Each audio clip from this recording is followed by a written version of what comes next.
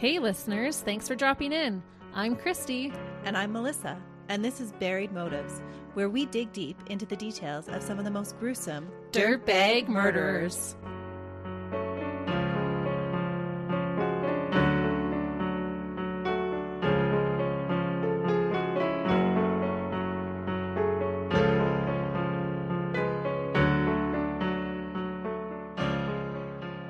Hey listeners, Welcome back to Buried Motives. we're so happy that you chose to join us today. Yes, I'm excited to talk about this case that we have for you today. Melissa has been very tight-lipped about this case. I don't even know the name of the person that she's doing. I know nothing. So I'm really curious. What are we talking about? Well, we joke about all the time becoming millionaires, right? And how much life would be so much easier if we had millions to spend. Oh yeah, it totally would be. I think it would be, but maybe that's because we're not millionaires. I guess so. People always say, oh, money doesn't make you happy, but I feel like, well, I would like the chance to try it out. Yeah. I would like to test that theory. That's right. But for the couple of self-made millionaires that we're going to talk about today, it was just the start of a sinister path that would leave a parent of two beautiful girls brutally stabbed. Oh no. Well, and definitely, I mean, I'm joking that money makes you happy, but it can definitely cause some evil things to happen. We've talked about that before in some of our other cases. Yes. And the root of all evil is... Money. That's right. Money, money, money.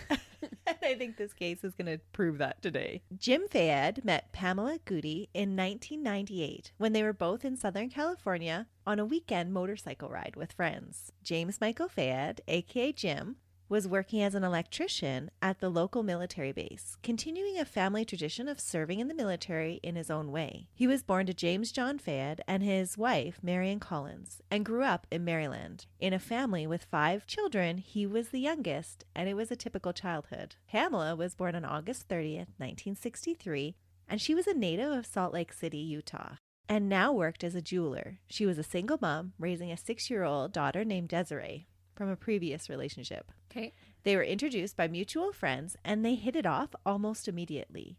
Our relationship developed quickly and Jim became a father figure to Desiree.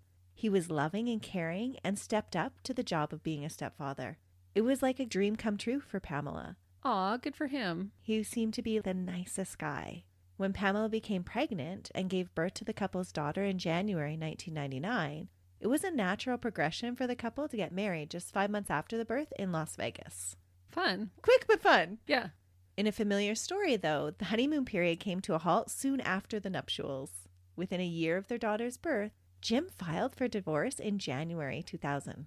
Oh. The two were having financial difficulties, and Jim's work took him away from home often. And Pamela didn't like to be left alone to raise 2 girls by herself. And especially with a brand new baby, that's a stressful time. That takes a lot out of you. The family would have money coming in when he was away, but then because he was a contract worker, when he didn't have a contract, there was no money coming in. She was a jeweler, but could only work when somebody else was there to take care of the kids. They didn't have money for somebody else to take care of the kids. And so she wasn't bringing in a lot of income either. And so financial difficulties for this couple were a real struggle. And that's what seems to be what started a lot of their fights.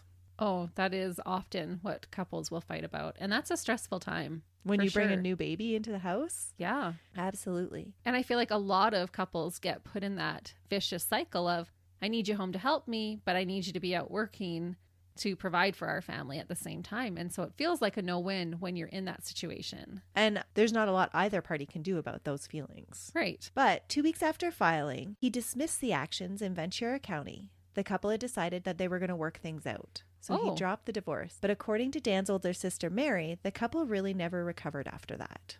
Yeah, that would be an obstacle. Knowing that your husband had filed for divorce, you would maybe have some resentments. Like, I have a brand new baby and he's going to file for divorce. I don't think I would look on it kindly either. No. So Mary, Jim's older sister, she would tell people that Pamela had developed an intense hatred for her dear brother and that she was abusive and threatening towards him. She was not a fan of Pamela's. Once they recommitted to their marriage, they started thinking of ways that they could make some money because they recognized that the financial stress was what was killing their marriage. Mm-hmm. So they put their heads together and they combined Pamela's love of precious metals with working with jewelry and Jim's love for collecting coins. Together, they started a company called Goldfinger Coin and Bullion Sales, a company that was established in Delaware that bought and sold old coins for profit. Oh, smart.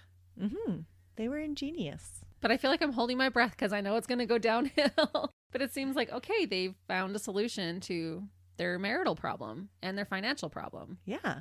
The trading company made money in a variety of ways. After establishing the parent company, they opened eBullion, an internet portion for the company. eBullion was started by clients opening a PayPal account. Customers would then open an eBullion account, and then the customers would log on to their eBullion site and fund an account with cash or with gold. From there, they had access to a platform that would trade gold online. Wow. Goldfinger would buy and store gold and then allow others to purchase and trade what they had in their stores at current market values. It was almost like they had opened this little mini bank. Yeah, it sounds like it. And were they kind of like pioneers in doing this with gold? Or was this being done by lots of other companies? It was just the beginning of e-commerce. So originally they started just buying and selling old coins, but then they realized that they could collect coins and made profit from selling the coins. But then once they had some profit in the bank, they started borrowing against that and purchasing actual gold. And then once they had gold in the account, they actually started allowing other people to purchase their gold and move it around and trade it. Right. And then they took a small percentage. That's right. Just a small percentage, 2%. Which adds up with a lot of customers. There was also a monthly service charge for registered accounts, and the gold would be valued and appreciated on a regular basis. At first, the company was a very small trading company that the couple operated out of their condo. But as the business grew, they moved into an office building a few miles from their house and soon had to bring on 3 additional employees to help with the demand of their business. And then a bigger office and more employees, and the demand for the business just kept on growing and growing. In 2001, they incorporated in Jamaica. Wow, that is a really quick business growth. Yeah. Like that's within just like a couple of years. Exponential business growth. Yeah. Actually, that would be like within a year. Wow. It was super, super quick. And they went all of a sudden from this couple that was struggling with their finances to all of a sudden they had a lot of income coming in. How can we make that happen in the next year for us? I want to do this. Maybe not the way they did it, but no. Jim was listed for the company as president of Goldfinger, and Pamela was listed as vice president and secretary in name. Because they offered rates much lower than other companies, they gained popularity quickly and became very lucrative. Because of its success, the family of 4 was able to purchase a nicer home in a nicer neighborhood on Baja Vista Way in Camarillo, California.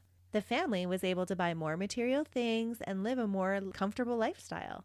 They were realizing their dreams of becoming rich. In 2004, they hired Jose Moya, who everybody knew as Joey, to run the warehouse that was now needed to house the gold for their company. A whole warehouse of gold? Wow. When they purchased a second home for a weekend retreat, Joey's duties expanded to taking care of the new property that they had nicknamed Happy Camp Ranch that spanned over 200 acres. What? In California? In California. Whoa. That's incredible. It was a horse ranch. They wanted their girls to learn to ride, and it was just this weekend retreat that they would go to, and they had Joey living on the property in the guest house, maintaining it while they were back in the city. So it's a win-win for everybody. Yeah. Joey gets a place to live. They have this place that they can retreat to. And Joey was somebody that originally Pamela had come across. He was down on his luck, and she had given him his job at the warehouse. And then he just continued to gain their trust. He was a really nice guy. And so they just kept on giving him more and more responsibilities, and eventually becomes like Jim's right-hand man. So whatever Jim needs done, that's what Joey's going to do. So right now they sound like a lovely couple, helping this guy out down on his luck, not taking advantage by the customers by charging a lower fee. Like they sound great. And by reports from their oldest daughter, Desiree, she never even actually knew that they were millionaires. She said she knew that they were well off and that, you know, they could do things that they wanted to do. But her parents never gave her the aura of that they were better than anybody else or that they flaunted their money in any way. Right. That's good. So they seem to be pretty down-to-earth people. That means they didn't go to a big Beverly Hills restaurant demanding a table because of who they are and how much wealth they have. Exactly. Between 2001 and 2007, the company experienced unprecedented success. Based on tax returns, The company was making millions of dollars and profits were growing exponentially. To say that they were rolling in the money would be an understatement. Just a ranch full of money. Just fill that barn over there with all my cash. Reading about how much money they had is shocking. And maybe it's just shocking to you and I because we're not millionaires. That's right. We're like, you got enough change for a Slurpee? Let's go. Right. Bonus, found a toonie. Yes. I'm getting a chocolate bar too. Yeah. But in 2002, the company reported a profit of $9.3 million. Wow. In 2002? In 2002. In 2003, $14.3 million. And in 2004, another $14.8 million. And this is where it starts to really pick up. In 2005, with the company taking in $27.7 million and then experienced exponential growth over the next 2 years. In 2006, it was $73.2 million. And in 2007, a whopping $160 million. My jaw is open right now. I'm like, whoa, that's incredible. That is a lot of money. Yeah, starting this in their little condo when they could hardly make ends meet. And now they're making over $100 million. Yeah, it's like that dream story. Yeah. Right? It's totally a rags to riches, the American dream. Yeah, in less than 10 years. Yeah. But how much would you put up with for that much money? How much do I put up with in my life right now for no money? Touche, Christy. So probably a lot. I'm doing this for free. That is so true. There would be a limit. Would you put a limit on it for that much? $160 million a year? Well, there would, there would be some limits. Like I wouldn't allow my children to be abused or, That's true. if he was a rapist or, so there would be limits, but they would be pretty far out there limits, I think. I ain't saying she's a gold digger. It would make life so much more comfortable, I think. It right? would. And if you weren't stressing about money, then you could stress about a few other things. Yeah, and you could live in like different wings of the home. That's right. Because I could go and get a massage and I could have all these things to help me. So true. But in the case of Jim and Pamela, the age-old saying of money can't buy you happiness did prove to be true. And it is true. I'm just joking with most of it. Yeah. Things in their world would start to unravel in 2006. Along with the business's success, Jim's ego and the need to control things also grew exponentially. Oh, went to his head. He went from this guy that was super sweet and caring and ready to step in and be a stepfather and just fully immersed in that role. And then as he became president of the company, that role went to his head. And he started demanding that he needed to make all of the decisions all of the time.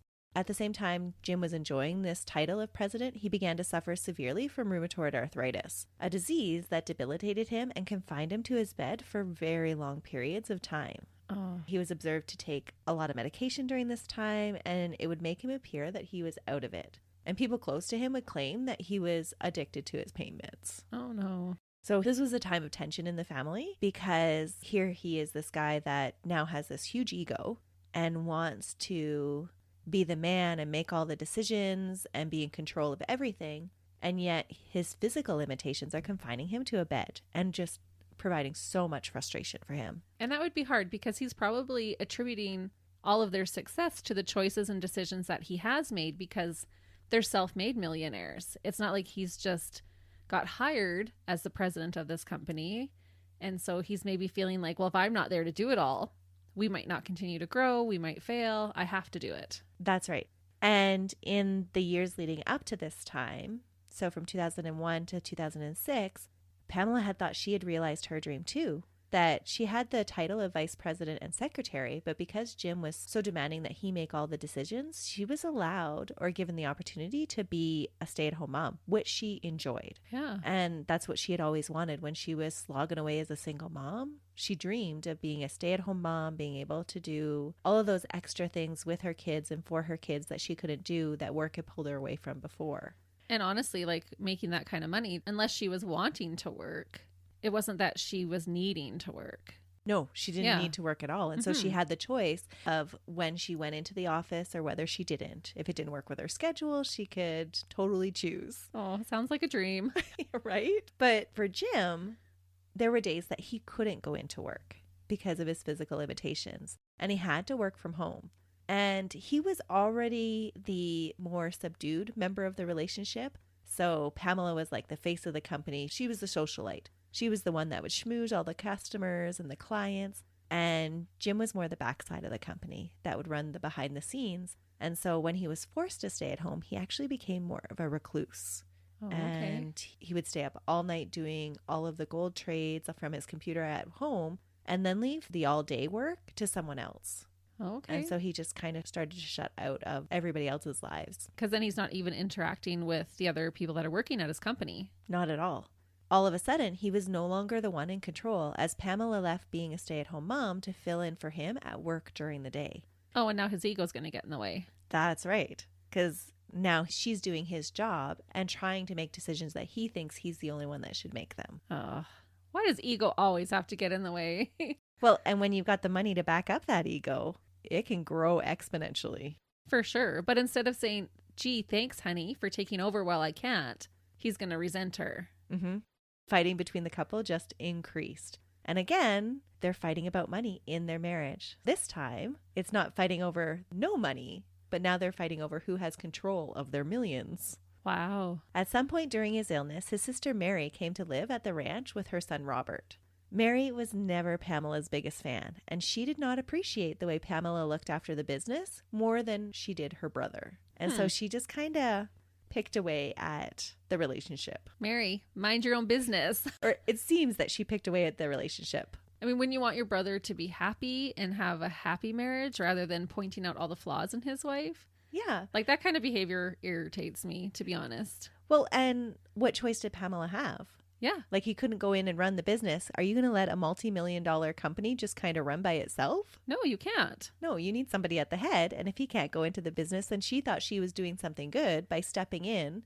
Yeah. And trying to keep it up and running. Well, she was. But then if his ego's already bruised and now his sister is in there just adding fuel to the fire, this is not good. No, not at all. Rumors soon began to circulate that Pamela was having an affair. But those rumors would actually remain unsubstantiated and denied by both the guy that she was rumored to have an affair with and Pamela. All denied that there was no affair going on. But all of a sudden, when Mary showed up, these rumors started to circulate. She's trying to get her out of the picture. I'll help you run your company, brother. Yeah. And Mary does seem to like weasel her way into being his liaison between the company and where he runs everything out of his home. Huh. I wonder, like, was she malicious in this or were her intentions pure? You know, was she really like, oh, my brother's ill. I need to go help him. I need to make sure that he's being taken care of and that his interests are still number one over Pamela's. Yeah, because she didn't trust Pamela. Right. And I think they were probably pure. You think so to begin with? To begin with, yeah. Okay. And then I think as money does, I think it corrupts people. It absolutely can. And then you get used to that lifestyle and you want to maintain it. Mm-hmm. So in April 2007, the U.S. Attorney's Office, along with the IRS in California and the FBI, opened an investigation into all the gold trading that was happening at the time. So from 2000 to 2007, gold went up in stock hugely. And so they had bought stores and stores of gold before. But not only that, they were trading it now. And people were trading it back and forth. And so really, at the end, where all their money was coming from is people's trading fees. Wow. Not even their actual stores of gold. Yeah, because 2% of 1800 is much greater than 2% of 200. That's right. Yeah. So and that's just per ounce. Yeah. At this time, this is when e-transactions were really starting to come on board. And so the FBI were investigating a lot of e-commerce businesses because it was a new thing. And there were new ways to create avenues for fraud. Oh, for sure. So they created this whole investigation unit in 2007. And they started to shut down companies similar to Goldfinger's that were located in Utah. A woman involved in a business in Utah, a friend of Pamela's, told Pamela that she needed a specific kind of trading license or her business would be shut down as well. Transferring money outside of the state required a special license to do so. And for the past 7 years, they have been doing this without this license. Okay. So Pamela and Jim disagreed over the need to get these licenses. So Jim didn't think that they needed to. No. Jim said the amount of money that it would cost to get the licenses was way too high, that they had been operating for this long without them. Why bother? He also told Pamela that he was afraid that it would bring suspicion down on their company's clients. By getting a license and making it legit? Yeah. Yeah, that seems a little suspicious. And remember, up until he got sick, he was handling all of the business by himself. And so he knew more of the inner workings of the business than Pamela did. So when Pamela came in, she was like, okay, yeah, we need to get this license. We need to be on the up and up. I want this company. We're growing well. We're making a ton of money. There's no reason why we can't spend the fees to get the licenses. Yeah. And so was there some shady works going on that Jim knew about that Pamela didn't? That is the speculation. Okay. Because if you have nothing to hide, you don't hide anything. That's right. Yeah. And some people have even went as far to speculate as that's why they didn't flaunt their wealth in front of people. Oh. Because he wanted to avoid any speculation or any investigations into the company. Interesting. The fighting between the two became intense, and Jim moved into the ranch house by himself by the end of September, early October in 2007. On October 4th, 2007, Jim filed for divorce for a second time. He was just feeling like she wasn't really listening to him about these licenses. There were these rumors circulating that she was having affairs. And so he was like, no, you know what? I'm done. I don't need you anymore. And he wanted full control of the company. 2 days later, though, Pamela made payments towards getting the license without Jim's approval. Because remember, she's still vice president of the company. Yeah. In total, she would pay out over $400,000. Yeah, that is a steep cost. But when you have $160 million every single year, that's nothing. Yeah. That's Slurpee money for them. There were lots of hoops to jump through. There was lots of things. They had to go through lots of background checks. Every trader in the company, so any employee, had to go through extensive background checks. And you had to file plans and procedures that your company was going to follow to make sure that there was no fraud or Ponzi schemes going on. And so it was quite involved. And that is a high price. Like, that's pretty steep to get licensing done for the government. Yeah. And around the same time, she hired a criminal defense lawyer to protect herself. So I think now that she's been involved with the company a little bit more, she realizes that there might actually be something shady going on. And so she arms herself with a criminal defense lawyer.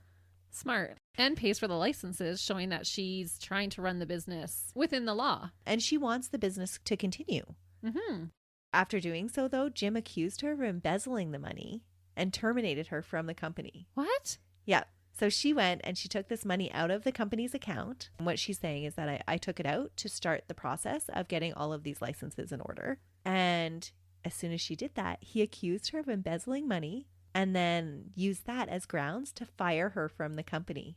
Was she not part owner? Wow. Yeah. So now she's fired from her position as vice president. That's right. She's no longer vice president or secretary. Okay. So now she can't do anything with the company. Now she has no decision-making abilities whatsoever. Huh. Desiree, who was now 18, she'd been working at the company as well through her teenage years. She was also fired a week later, and both mother and daughter were banned from the premises of the company. Oh, so you're not really her father figure. It's like, I'm going to get rid of one. You can just go too. And that kind of shows his true colors. Like, that's leaving a bad taste in my mouth. You just throw your daughter aside. Yeah. This one that you have raised since she was 6 years old. For the last 12 years, you've been a father figure. And now you're like, nope, you're going to side with your mother. So I'm going to kick you out too. Yeah. That's totally a dirtbag move. He's sounding like a dirtbag. Yeah. On the 17th of that same month, both Jim and Pamela made declarations, each throwing accusations at each other. At the end of the hearing on that date, there were stipulations that they both agreed to. Both parties agreed that the divorce proceedings had to be kept pretty hush-hush because of the intertwinedness of the company's assets with the couple's. A private judge was hired to hear the divorce hearings to protect the company from the public learning about the inner workings of the company. So competitors didn't get their company secrets. Makes sense. So they both agreed, like, this is how we need to handle this. For sure.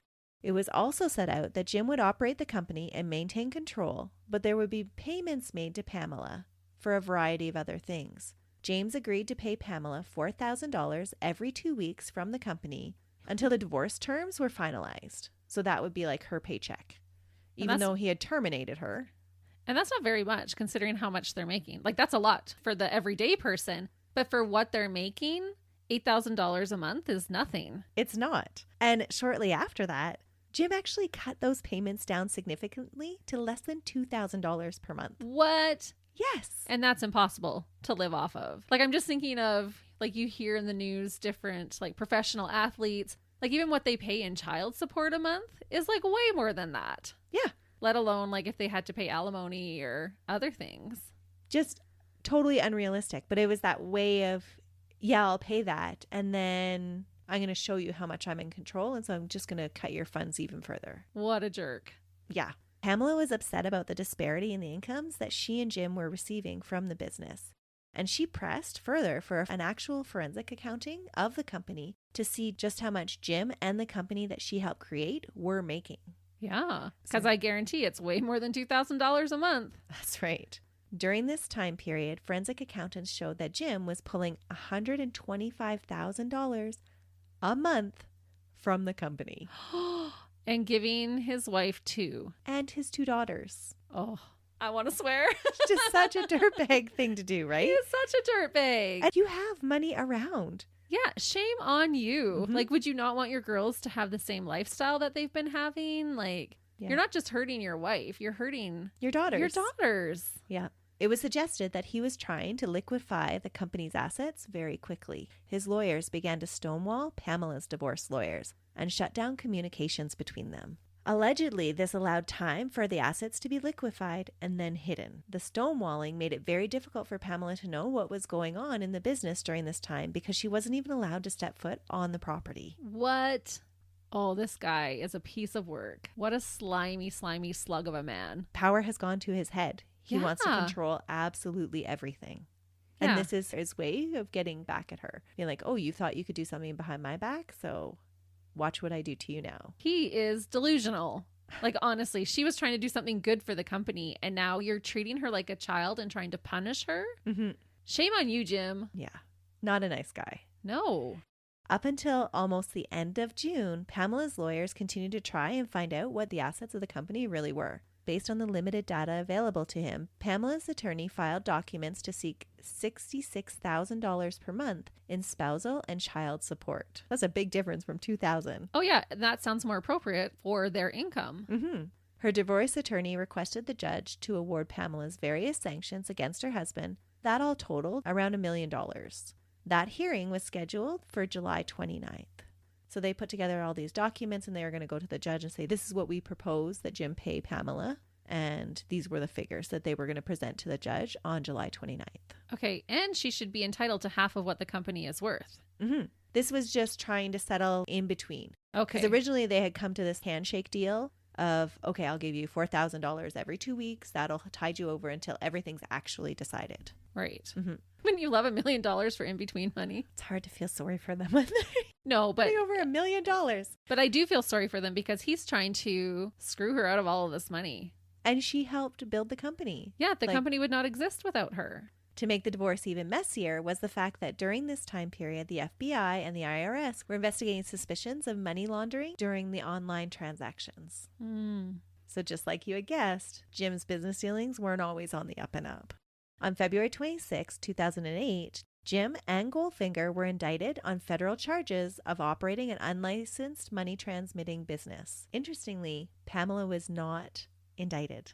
While the FBI could not prove that Jim was directly connected to Ponzi schemes, they hoped to use the business to uncover illegal money transmitting among the customers. So they couldn't directly connect him to knowing what was going on with the accounts being transferred through his business, but they were going to use it to catch other people. Right. And guaranteed, he was such a control freak, guaranteed he knew what was going on. Mm-hmm. And very, very few times in life will anybody make that kind of money that quickly on the up and up. Yeah, it does happen, but not very often. In June 2008, Pamela discovered through her forensic accountants for the divorce that they had received a subpoena from the FBI. And so that's how she was alerted to the indictment, because it was actually sealed and nobody knew about it. She agreed to go in and discuss the indictment with an FBI agent. Even though the indictment was sealed, Jim somehow learned that Pamela was considering cooperating with the investigation, and she was considering testifying against him. Yeah, and you deserve it. Here she was trying to do the right thing, and he's raising a fuss over it. Pamela had asked to speak to the investigative team and had been gathering boxes of printed emails and business communications prior to her death. These communications dated back to 2006. So she was actually going through all of her old data and pulling things, printing them, and storing them in boxes in a storage unit. As summer began, Jim stood to lose a lot of money because of Pamela. Not only through the divorce, but through her cooperation with the criminal investigation as well. In the summer, Jim asked his chief information officer at the company to withdraw an aggregated amount of $26,000, which was more than they normally pulled out. Usually it was like $800 at a time. Every so often, Jim and the company would have their officer pull out money from various ATMs and make withdrawals from the company to make sure that nobody could commit fraud. And then they would pull this money out and then they would put it right back in. It was a way of them checking how the transactions worked.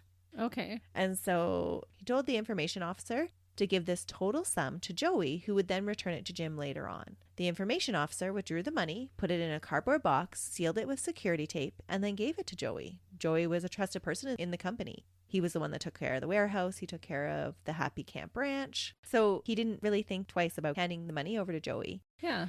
Jim then told the information officer at a later date that Joey had given the money back to him. But interestingly, no subsequent deposit of that amount was ever made back into the company's accounts. Yeah, he's stashing it. Instead, Jim used the money to pay his right-hand man, Joey, $25,000 to kill his wife. Joey's not going to do it, is he? He's a nice guy, and Pamela saved him. Are you for real? Joey!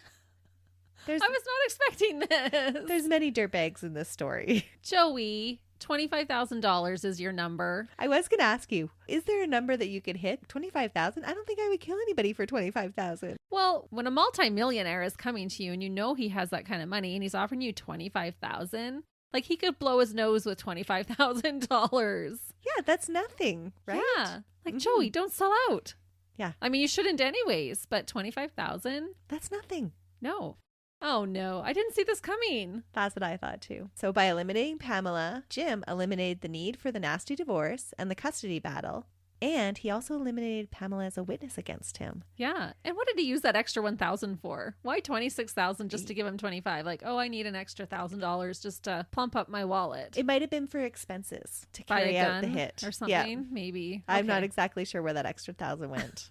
So random. Yeah. But Jim's thinking was that he would kill two birds with one stone. Terrible. Joey would subcontract the murder out to Gabriel J. Marquez, the boyfriend of his niece, and Steven Simmons, Marquez's nephew, both members of a local gang. So now Joey's getting even less money because now he has to cut it with these two gang members. Yeah. And I could never find out how much he actually promised those two.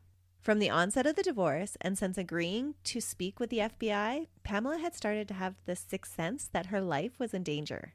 She started asking friends and family members to escort her to and from her car all the time. Ooh. She bought a handgun for protection and expressed on several occasions a fear for her safety. There were even times that she believed that she was being followed while she drove from one place to another. That's wild. And her fear was not misplaced. Over the course of a couple of months, Jim arranged for at least 4 attempts on her life. What? But each time the plan fell through. Did she know that they were attempts on her life, or just this was happening behind the scenes and she wasn't aware that they had fallen through? It was happening behind the scenes. Okay. But she did have like this sixth sense, and friends that spoke to her right before she died said that her nerves were totally frayed. She did not look like the same person anymore. She had lost weight. She knew something was up. Oh, This is terrible. One of the attempts on her life took place on the 4th of July and fell through because of the fear Pam had. She stayed with a friend the whole time she was at a party in Malibu, even carpooling with friends. And this hit was supposed to take place as a carjacking. But because there were other people, they pulled out. Yeah, because they didn't want to kill more people than they were hired for. That's right. 25,000 was Wow. only good for one person. This is insane. Mm-hmm. And it's hard to believe that someone that you've built a life with, you've loved, you've had this relationship, you've built all this stuff together, can be so callous and cold-hearted. I can't imagine living with that fear. She actually was anticipating this. She thought it was going to happen. Yeah. Oh, that is terrible. Because those last moments of her life then were totally filled with fear.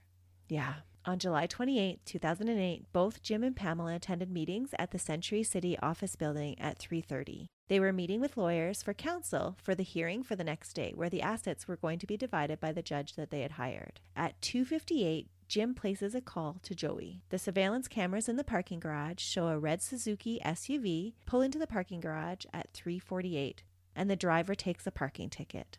And the SUV was reddish. Some say it was burgundy, some say it was red, so I'm just going to call it red from now on. Okay. SUV is the one that has been rented for Jim's nephew the month before and had not yet been returned to the rental company. The 3 henchmen lay in wait for the unsuspecting Pamela. Jim makes another call to Joey just 39 minutes before the attack.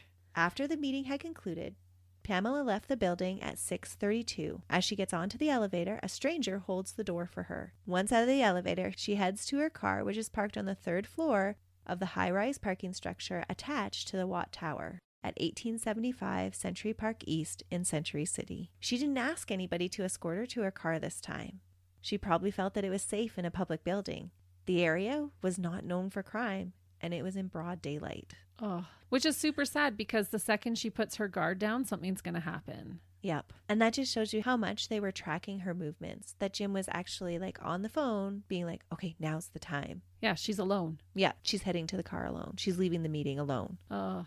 As she walks in between her black Yukon and the vehicle next to hers, she gets her keys out. At that moment, someone gets out of the left rear side of the red SUV wearing a hood and armed with a knife. Her first screams are heard at 6:34. Spectators were able to see and hear her screams for life. She is repeatedly stabbed in an overhead motion, but she continues to fight for her life, gripping onto the parking lot railing and alerting witnesses below. What? Yeah. So this is why she felt that she was safe, is because she's in a public area. She's not all by herself. That is wild. Yeah. There are other people in the parking lot.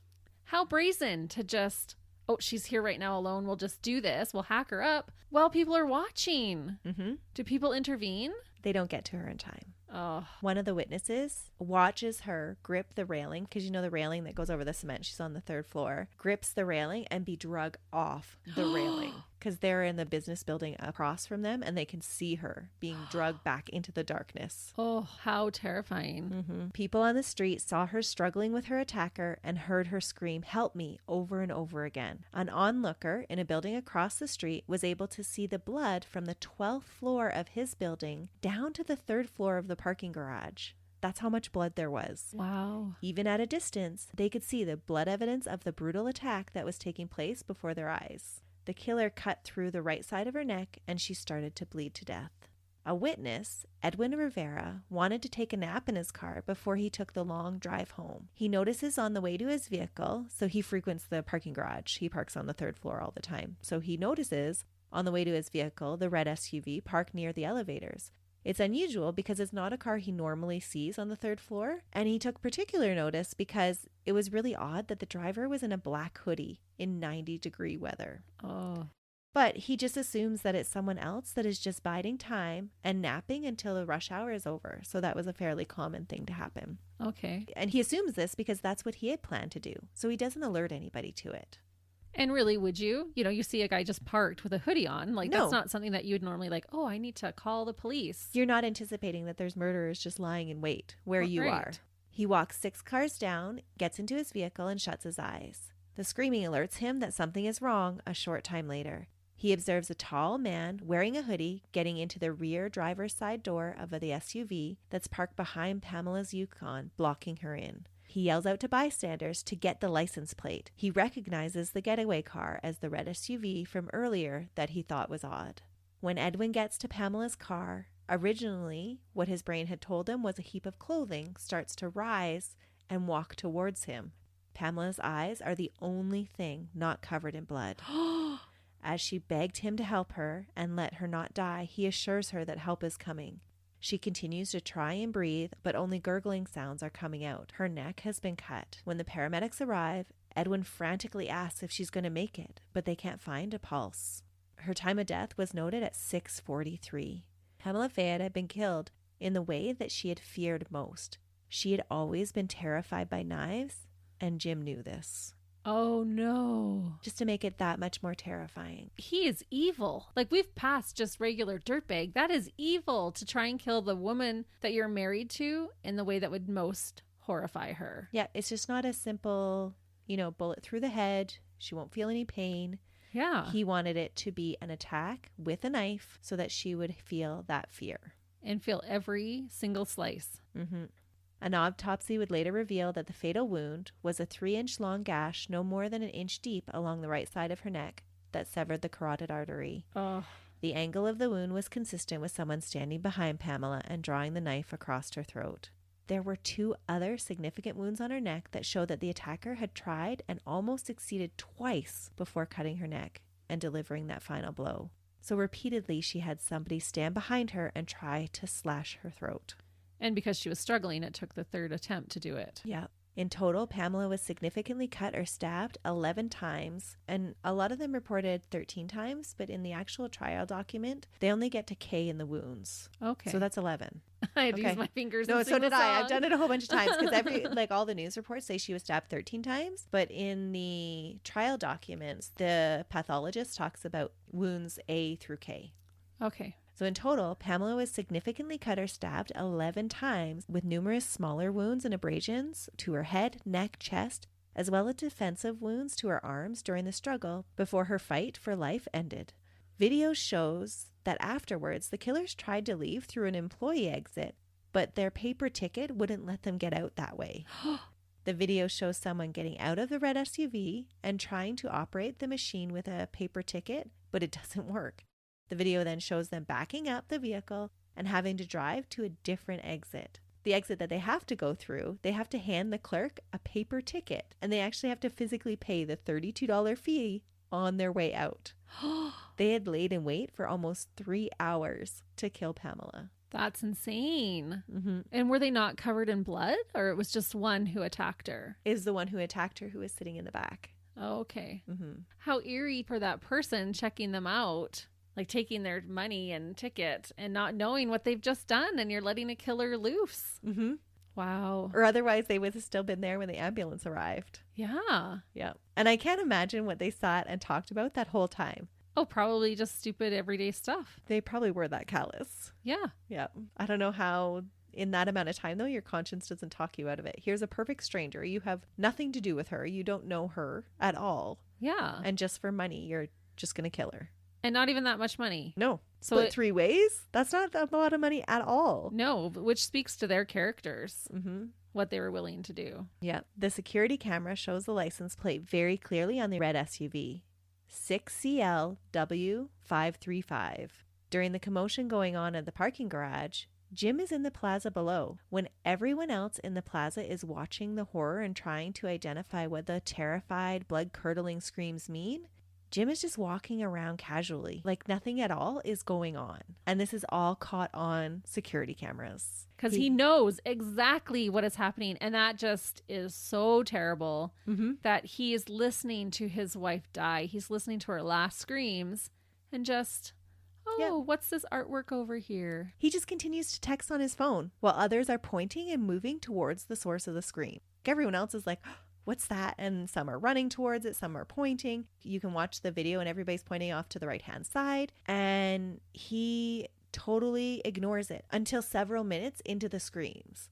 And then he's like, almost like an actor that's missed his cue, kind of comes in late and is like, oh yeah, maybe I should react to this too. Wow. But so callous that he just stands there and continues to text on his screen, where this woman that he's been married to for 9 years is screaming and fighting for her life. The mother of his child. Mm-hmm. And even like the people, if they were witnessing this because they're pointing, there would have been gasps and people talking, and he would have heard that. Mm-hmm. And to just pretend that that wasn't happening. Yeah, he doesn't even bother to lift his head. The surveillance video at the front entrance shows Jim leaving the building at 7 p.m. by himself and getting into his private limousine. I am so angry at this guy. I can't even believe it. In his private limousine. Yep. I'm going to be escorted away from the scene of the crime. Just shows how cold-hearted he is.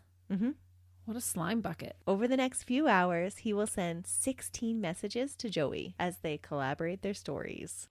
He even, at one point, calls his lawyers into the ranch that night. Because he's expecting to get arrested? Or why did he have his lawyers there? I think he was expecting that he would be the prime suspect. Oh, okay. But he was very clever in making sure that he established that he was on camera. There was no way he could have done it. Right. Mm-hmm.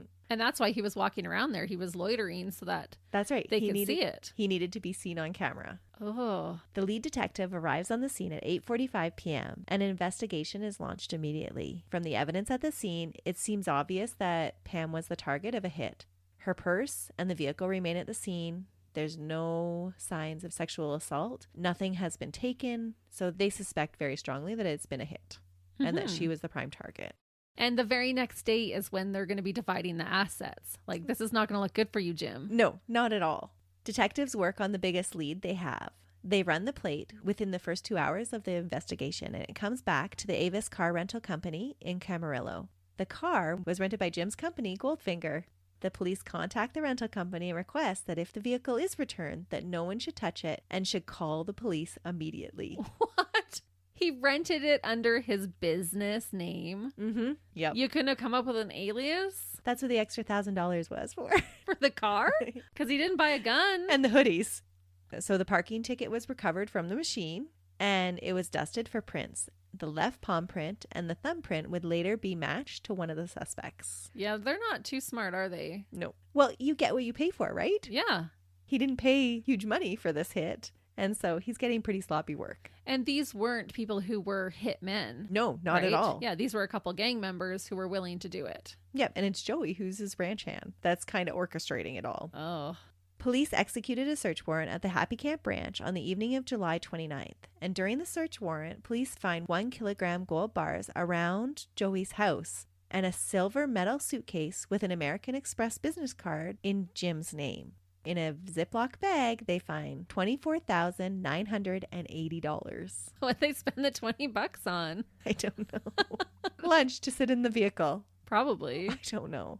There were also 62 pounds of gold bars and coins that were found in the residences. So just lying around their house. Yeah, not even trying to hide all this evidence. No, and it's not even evidence. That's just how much money they had lying around their properties. Wow. About $6.3 million worth of change just lying around in the living room. Whoa. Mm-hmm. And today, that's $8.5 million. That's incredible. Needless to say, Jim was a serious flight risk. He doesn't get bail. Yeah, no kidding. On August 3rd, the SUV was actually returned 1 day early from its rental agreement, but it was returned overnight into slip 7 at the rental bay. The condition of the vehicle, when it was returned to Avis in the middle of the night, was washed and steam cleaned. However, blood was recovered from the interior of the vehicle that matched the DNA to Pamela in 4 different locations. Good. The killer tracked her blood into the car. Yeah, well, that would have been a bloody scene. Mm-hmm. So the attacker would have been covered himself. Yeah. A few days later, Joey reports his cell phone missing conveniently. From cell phone records, they can see that he received messages from this number, but they can't tell what the messages were. But they should be able to get them from the other phone number. They all get deleted too. Oh, and they couldn't recover them? I know. I thought that was kind of weird too, because definitely at this time they would have had the technology to do that, but they never do.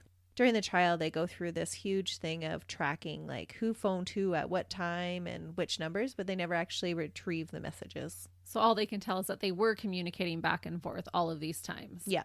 On August 1st, a more extensive search warrant raid was conducted on the ranch.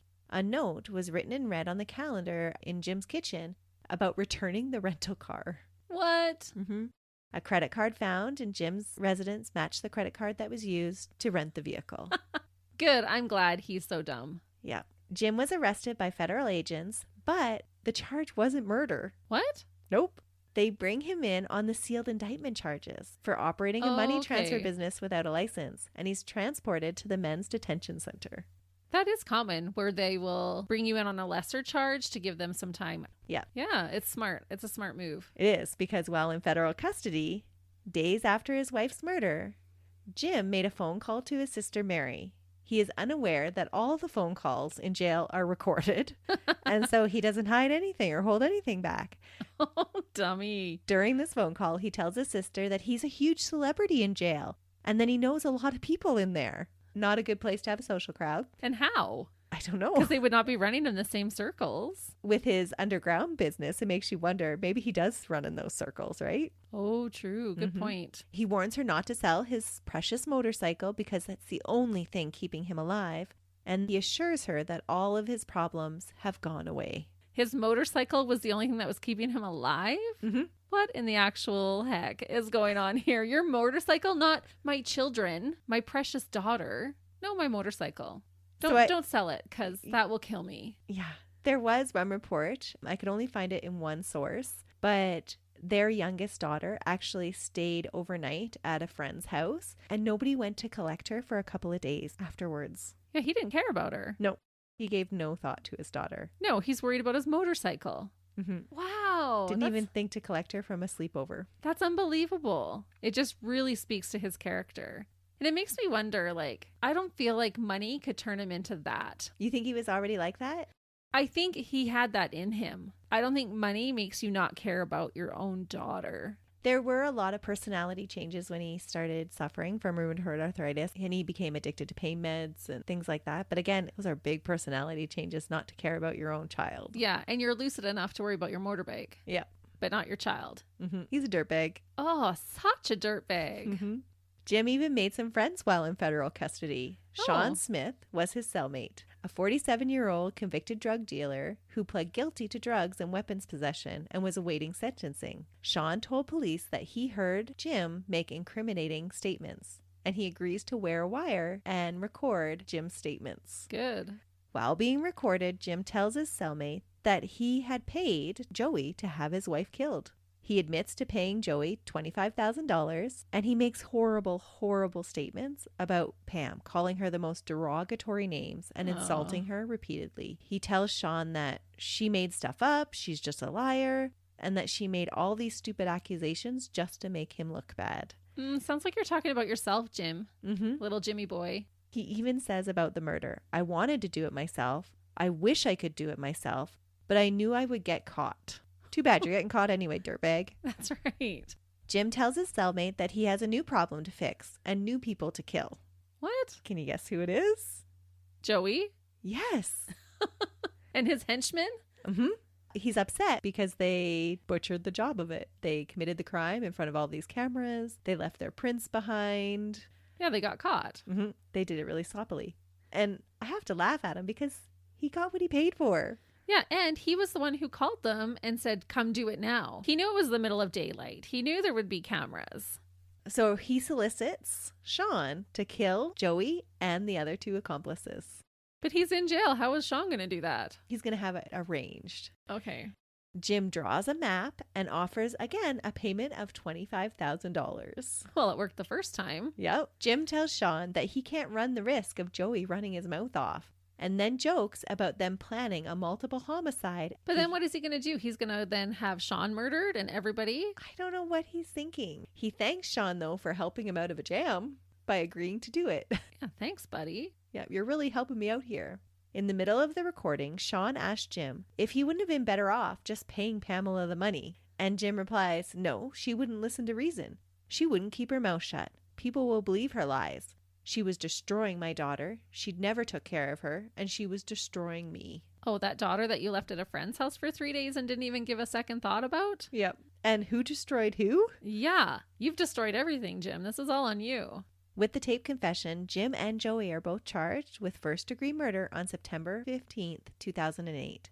The FBI dropped the indictment charges on the same day so that the two cases will not interfere with each other. It would take some time before the police arrested the other two perpetrators that took part in the murder of Pamela that day.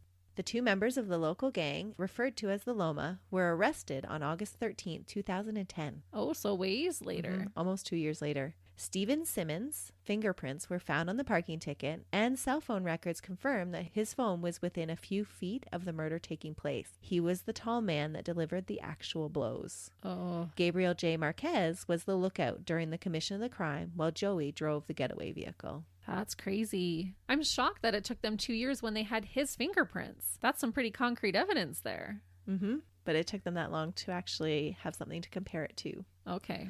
All three co-defendants were found guilty and sentenced to life imprisonment without the possibility of parole and 25 years for conspiracy. Good. The trial began on May 4th, 2011, and Jim was charged with first-degree murder, conspiracy to commit murder, and special circumstances of financial gain and lying in wait, which I'd never heard those ones before. No. Yeah, the financial one like that I've not heard.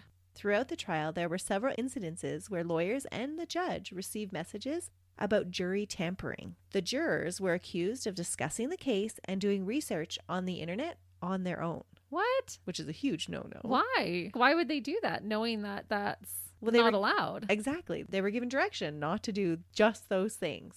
And yet, throughout the trial, different lawyers and the judge receive emails or like notes are slipped to them saying like such and such a juror is doing this, and like a whole bunch of tattletaling almost between the jury members. Do you think Jim was paying them off to do this? Oh yeah. The trial is halted on several occasions to dismiss jury members and bring in alternatives. And then when it just keeps happening over and over again, all the jury members are brought in and questioned individually by the judge if it is they who have been sending messages or if they have been discussing the evidence or researching the case. And then they're all given the question, do you feel that you can proceed with this case? All have no recollection of witnessing any tampering, and all deny sending any messages. Ultimately, it's all chalked up to just being a hoax and a way to establish a basis for a mistrial later. Oh, so the jury members weren't actually doing this, but Jim was having someone send these messages as if they had done so. Yeah, they never actually confirm who was sending the messages. But when they brought in the jury members one by one, and they brought in all the alternatives too, everyone denied sending any messages in or having witnessed any sort of tampering or anybody saying, like talking out of turn after the fact when they weren't allowed to deliberate or discussing the case. Yeah, none of them remember anything like that. And they all feel like, yep, we are still fully capable of taking part in this jury. We have not compromised ourselves in any way. Right. It was Jim trying to compromise the trial. That would be my guess. Yeah. And it does set him up later on for appeals. For sure. Mm-hmm. The primary defense raised by Jim's attorneys is to throw Jim's sister Mary under the bus and try to convince the jury that her hatred for Pamela was great enough for her to hire the hit on her sister-in-law. So he's turning on his sister, his only ally probably in life. Yep. While they bring up several questionable behaviors, like messaging Joey on the day of the murder just prior to the act, and most damningly, Jim and Mary's older sister, Patty, revealed that Mary had asked Patty if her husband would kill Pamela for money. What? Mm-hmm. So there is a lot of question about Mary's actions. If Mary's asking about it, then I can't say she was in on it, but she knew about it. She may have planted that seed just like she planted the seed about the affairs. Yeah. Mm-hmm. And that's not something you just casually ask somebody. Like, hey, would your husband be willing to off our sister-in-law? Yeah. Patty's husband was a police officer. Oh. And so Patty was like, no, I think you've forgotten which side of the law he stands on. What? Mm-hmm. So Mary does some really questionable things. That's like me asking you if your husband would commit arson for me. Like, hey, do you think he'd set fire to this house for me? I think Mary's thinking was that he's a professional at this, so he'll know how to cover it up the proper way. Oh, my laws. So she did do some really questionable things. And remember, it was her son that the car was originally rented for. Right. Mm-hmm. So there was lots of insinuations that, Mary is the one that actually hired the hit. Jim knew nothing about it. Oh, I don't believe that. No, not at all. I think Mary maybe knew about it and didn't stop it or encouraged it. Or planted the seed. Yep. Yes. I think so. But either way, the jury doesn't believe the story about Mary being the one to hire the hit. Yeah, she is not the mastermind in this. No. During the trial, Jim waived his own right to testify, and only 3 witnesses are called on his behalf. All the people that were called had had no interaction with him in over 10 years. Ones that knew him before he was overtaken with gold fever. On Friday, May 20th, 2011, Jim Fayed was found guilty of first-degree murder by a jury of 8 men and 4 women after 2 days of deliberation. He also was found guilty of special circumstances of financial gain and laying in wait. During the victim impact statements, Desiree read a letter that was penned by her mother 2 years prior to her death when Pamela had created a will and left a note for her daughters. Oh. And the note said, "To my dear sweet baby girls, please hear me and know that I am forever with you. You are the fruit of my labor in this life, and I am so proud of both of you. Listen for my voice to guide you. I want so much to hold you in my arms and kiss your sweet faces for eternity. Please keep my family together with gentle love and understanding. You are all that exists for me now, never abandoned. Family is truly the only thing that is important. Protect each other at all costs." And I thought, did she know even 2 years before that their own father wouldn't protect them? Yeah. That they would only have each other to take care of each other? That is chilling and heartbreaking at the same time. Mm-hmm. The father that was supposed to protect his little girls let greed overcome him, and instead he took away the person that was the most important to them. Yeah. You know, when they say it's a green-eyed monster, that is what he became. He became a monster. He destroyed his girls' lives. Yeah. And now he gets to sit in a jail cell too.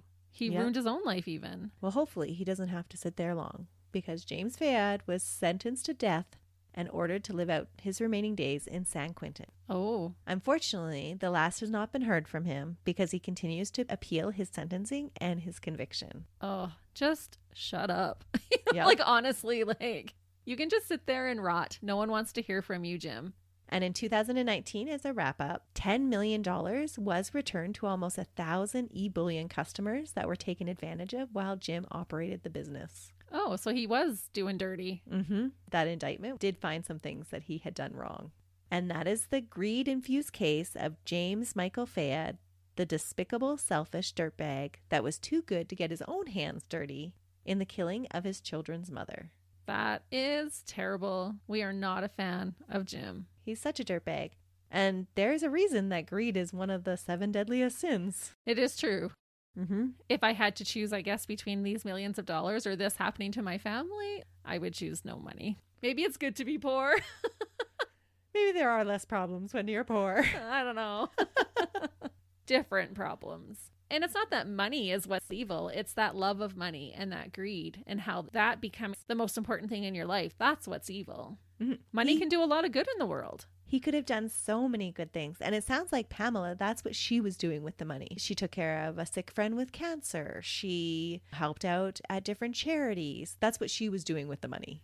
Yeah, she helped backstabber Joey get a job and have a place to live. Unfortunately for her. Well, I hope it haunts them all. I found it interesting, though, that Jim, who orchestrated it, was the only one to get a death sentence. It's true. And the other ones that actually did the crime only got life sentences. But I think that's rightfully so. I do too, actually, because they wouldn't have killed her had it not been for Jim. So listeners, when you gripe next time about not having as much money as you want, remember the green-eyed monster and stay away. From the monster part, not from wealth in general. Run away from the green-eyed monster. Yeah, because you can bet your bottom dollar there are other dirtbags like Jim out there. That's right. We're so happy you've joined us this week, and we hope that you come back with us next week. Until then, see ya. Bye.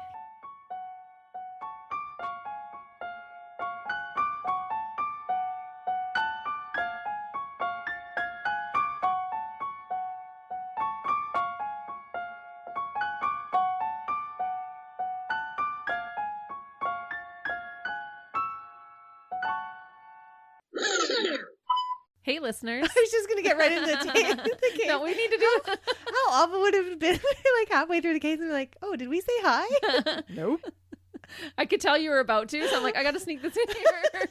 It's rude to not say hello. All right, you go ahead and say hello then, Christy. Okay. Hello, listeners. No, not like that. We're very happy that you've been... We're very... We are very... The honeymoon period. Don't put that in the bloopers. At least that's how I understand their business worked. Okay. I am not a business major. You don't deal with gold every day. No. Can I leave that in? If only our listeners knew. She ain't messing with no broke. Until the diverse. Don't put that in there. But... I feel like I'm saying that a lot in this one. I'm just joking. Kind of, but I am joking. Which is perked. Just perk it over there. She herds. I don't know how to segue into my next thing now. Okay, I'm sorry.